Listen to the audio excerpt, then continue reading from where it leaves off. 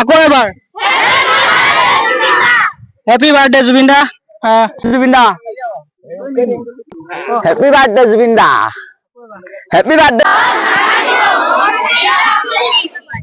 বিশেষ দিন এটিত আজি ইয়াত আমি সমবেত হৈছো। ইতিমধ্যে সকলোৰে আগতে উল্লেখ কৰিছে যে অসমৰ যুৱ প্ৰজন্মৰ হাৰ্টথ্ৰব বুলি কোৱা হয় যে জুবিন গাৰ্গ জনপ্ৰিয় গায়ক, তেখেতৰ জন্মদিন আৰু তেখেতৰ জন্মদিন উপলক্ষে আমি এই পূৰ্বজ্যোতি উচ্চ মাধ্যমিক বিদ্যালয়ৰ পৰিয়ালৰ তৰফৰ পৰা ইয়াৰ পৰা তেখেতক জন্মদিনৰ হিয়া ভৰা ওলগ যাচিছো।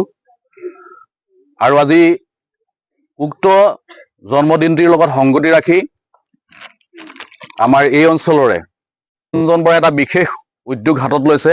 খুব উল্লেখযোগ্য দিশ, এটা সুন্দৰ পদক্ষেপ আৰু অতিশয় গৌৰৱ অনুভৱ কৰিছো।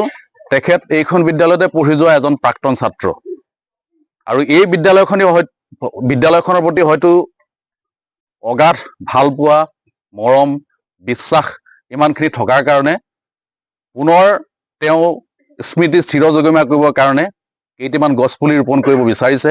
খুব এটা সুন্দৰ পদক্ষেপ। আমি প্ৰকৃতিক ৰক্ষা কৰিবই লাগিব। আমি প্ৰকৃতিক ৰক্ষা কৰাৰ উপায় একমাত্ৰ আমাৰ হাতত আছে, বৃক্ষৰোপণ।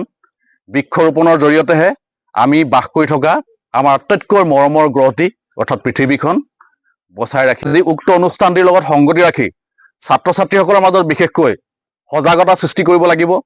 আৰু এই সজাগতা কেৱল ছাত্ৰ ছাত্ৰীসকলৰ মাজত আবদ্ধ হৈ থাকিলে নহ'ব। এই সজাগতাটো আমি নিগমৰ প্ৰত্যেকজন ব্যক্তিলৈ যাতে এটা বাৰ্তা প্ৰেৰণ কৰিব লাগিব যে বিদ্যালয়ত আমি যিবিলাক বৃক্ষৰোপণ কৰিছো সকলোৱে যাতে এই বৃক্ষৰোপণ কাৰ্যসূচীটিত উৎসাহ উদ্দীপনা আগবঢ়ায়, সহায় সহযোগ আগবঢ়ায়, সংৰক্ষণৰ ব্যৱস্থা কৰে।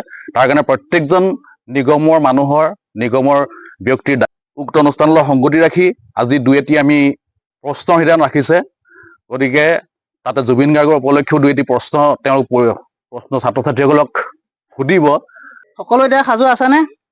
জুবিন গাৰ্গৰ এজনী ভণ্টি আছিল, ভণ্টিজনীৰ নাম কোনোবা জানা নেকি? হাত দাঙিবা, আগলৈ আহিবা, হাত দাঙি আগলৈ আহিবা। জংকি। শুদ্ধ উত্তৰ। দেৱযানী গগৈয়ে প্ৰথম প্ৰশ্নৰ উত্তৰ দিছে, গতিকে তেওঁক এটা কলমেৰে আমি পুৰস্কৃত কৰা হৈছে। জুবিন গাৰ্গৰ পত্নীগৰাকীৰ নাম কি? হাত দাঙিব লাগিব। জুবিনৰ পত্নীগৰাকীৰ নাম কি?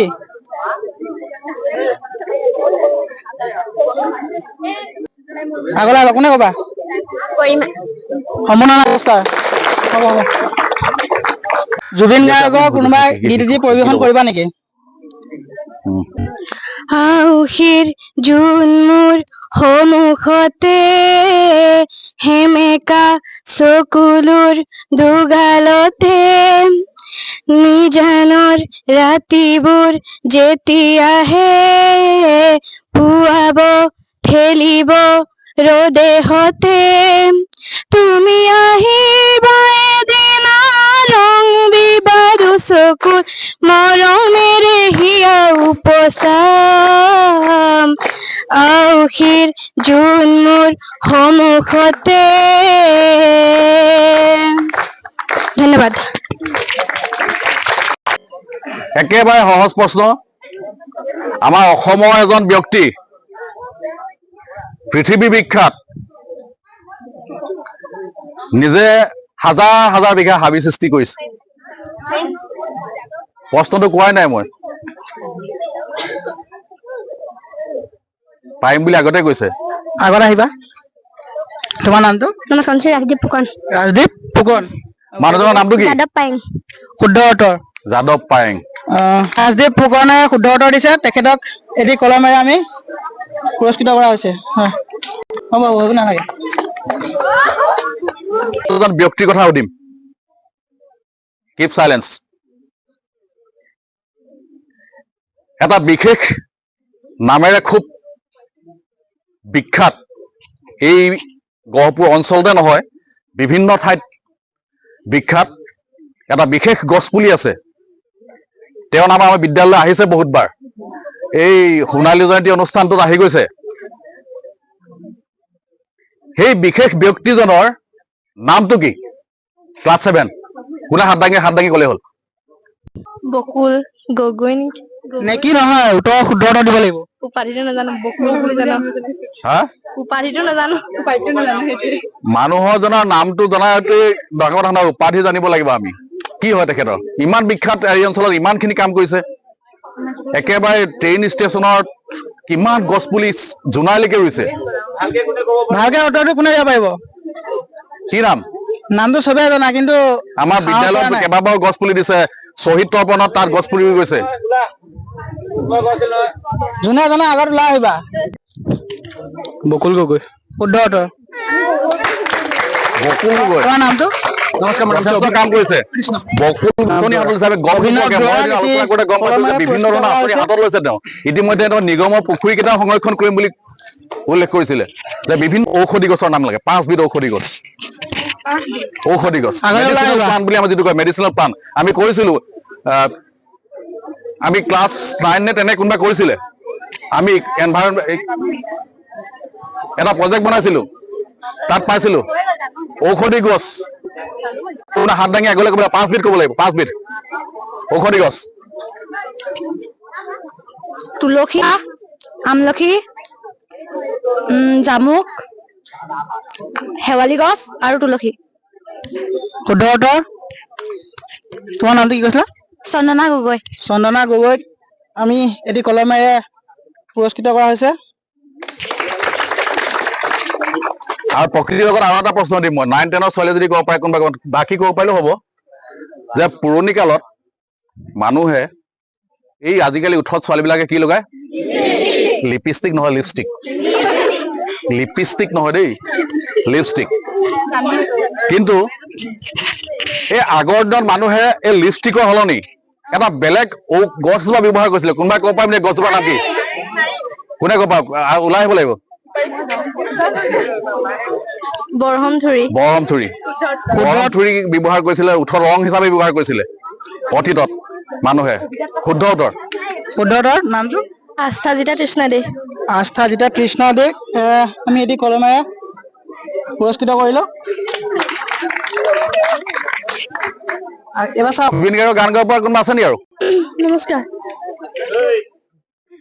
কলীয়া মেঘে ঢাকিছে ঐ ধুনীয়া জোনৰ মুখনি ঐ অভিমানী মন গুচাবলৈ কি জানো কৰো কবানে ঐ স্কুলত গছ পুলিৰে আমাৰ যি পবিত্ৰ আজিৰ দিনটিত জুবিন গাৰ্গৰ জন্মতিথি দিন উপলক্ষে বৃক্ষৰোপণ মহান উদ্দেশ্যলৈ অহা আমাৰ প্ৰাক্তন ছাত্ৰ নিৰঞ্জন বৰাদেৱক ধন্যবাদ জ্ঞাপন কৰিছোঁ প্ৰশ্নটো হ'ল যে আমি সকলোৱে আমাৰ বিশ্বখন আমি ৰক্ষা কৰিব লাগিব সেইটো আমি জানো কিন্তু আমি জাগ্ৰত হোৱা নাই সেউজী ধৰা আমি নিৰ্মাণ কৰিব লাগিব